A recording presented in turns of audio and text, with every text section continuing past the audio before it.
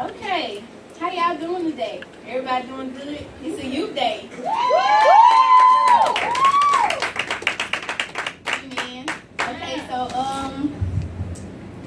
topic for today is it was a distraction. Wow. And I'm gonna have God gave me a couple scriptures, but I have one main scripture, and that scripture is Proverbs chapter 4, verse 25. Don't forget to say Jesus when you have it. Proverbs chapter 4, verse 25.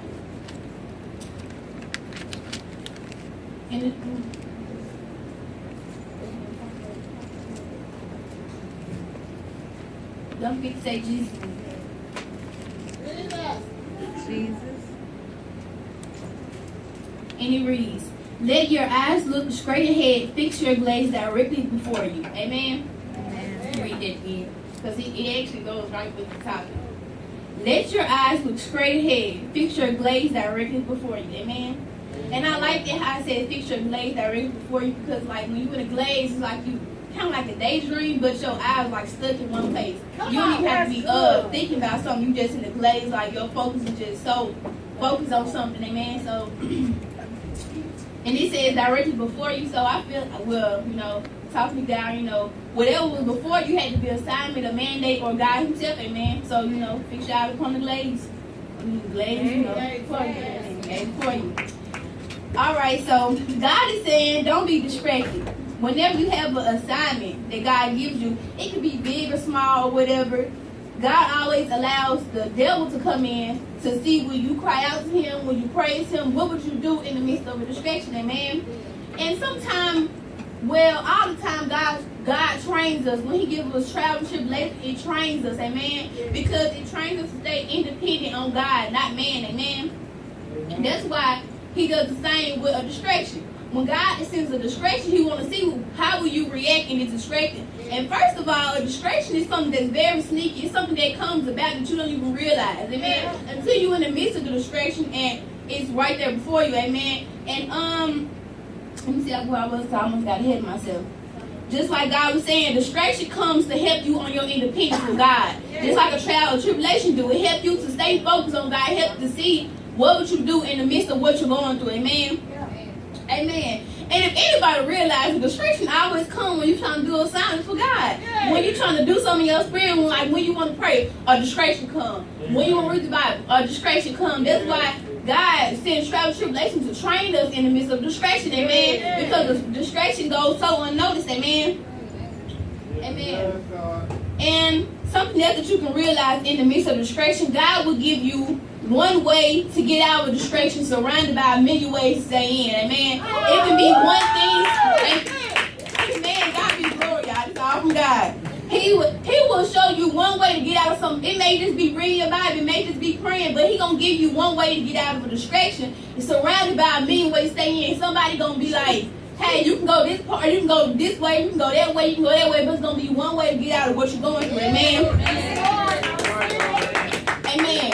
And it's another thing. Whenever you're given an assignment or a mandate, it's always going to be difficult because it's to add to the kingdom. And the devil don't do anything to belittle God and upside his glory, amen. So that's why when you know the mandate or the assignment is going to be something, it can be a small assignment or a big assignment, but it's still going to have an effect on the kingdom of God, amen. Because you adding to God. You adding because God adds to us, but when he sends us an assignment, because we're on earth to do his work, it's to add to the kingdom of God. And the devil, he gonna do anything to belittle God or take from God's glory, add unto his, amen.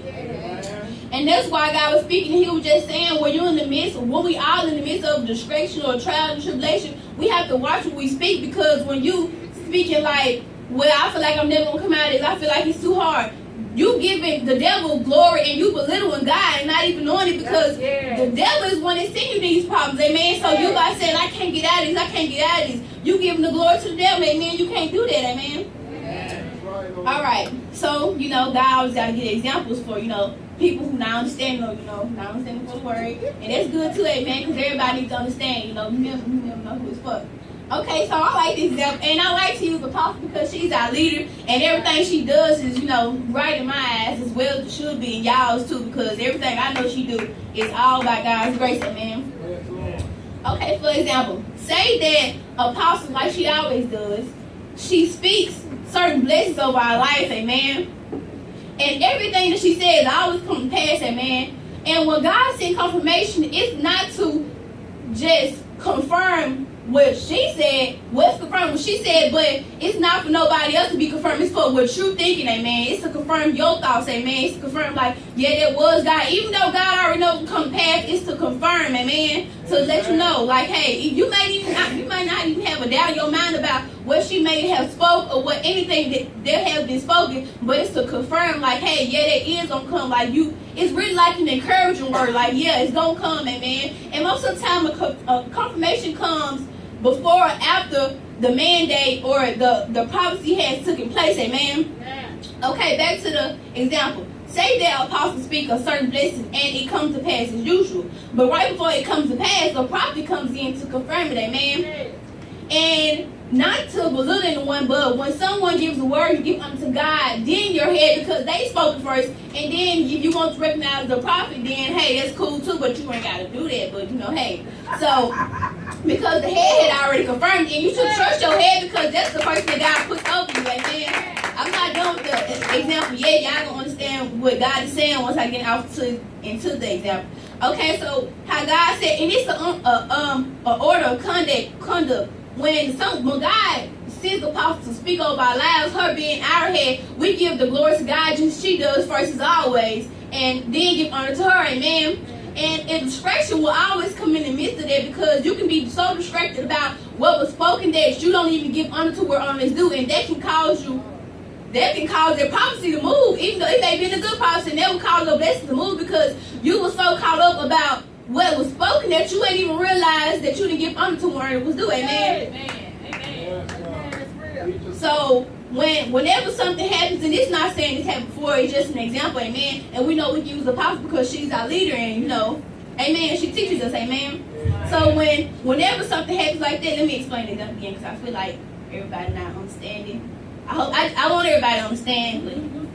Amen. God be glory. So, all right, y'all got a little ahead of myself. And I'm gonna read Hebrews to help us out. And Hebrews, I got all the scriptures that I have had something to do with by not being distracted, amen.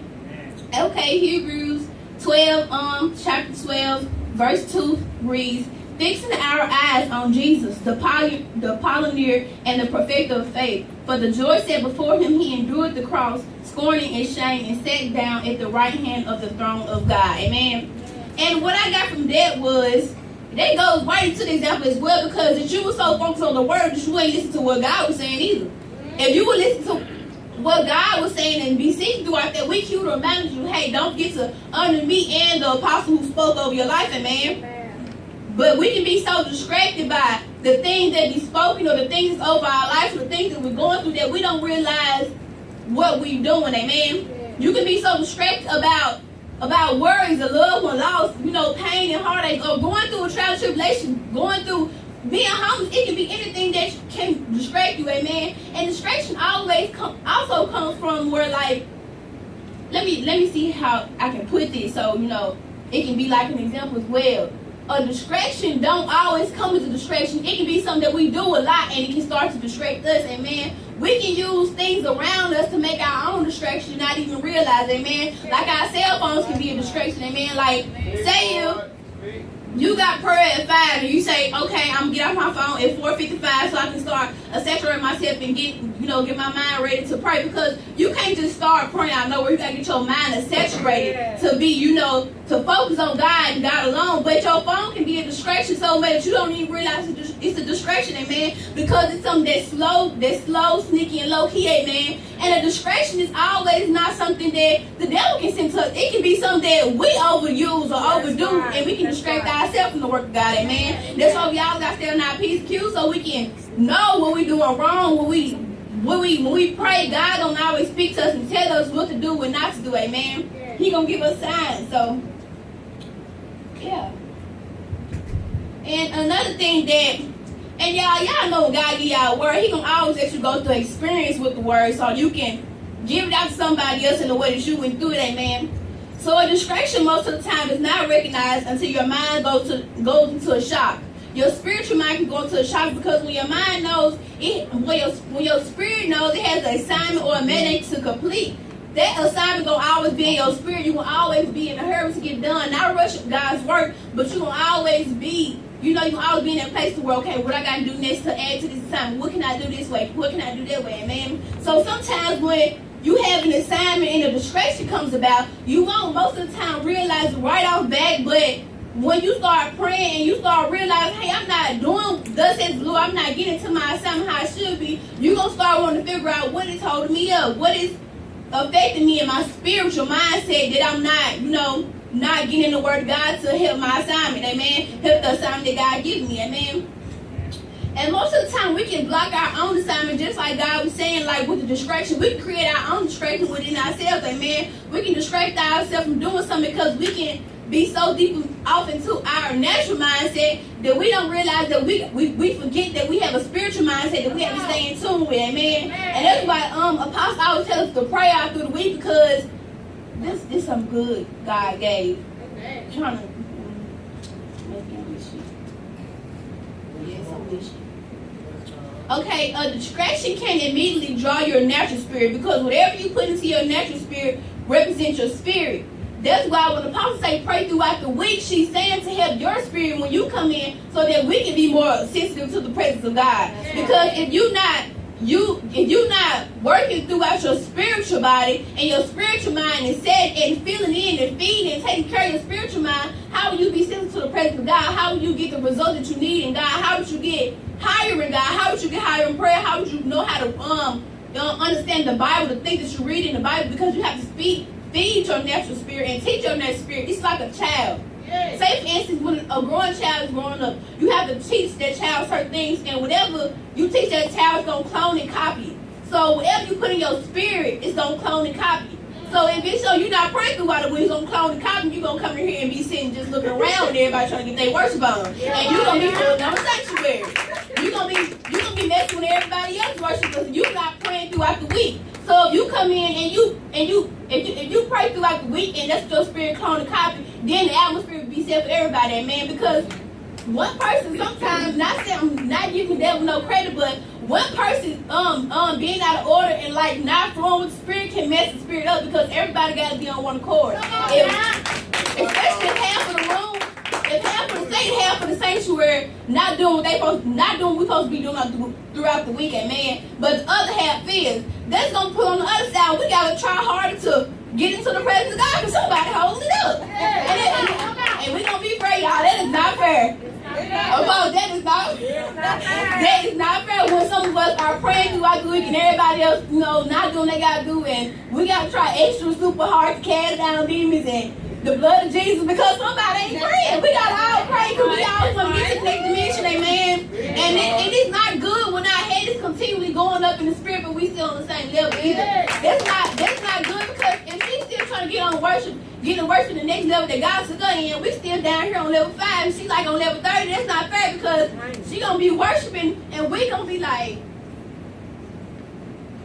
we not gonna be worshiping with her, and everybody want to worship with their head, man. We gotta be on one accord with their head, because, like Paul said, when people come in, they look at her first.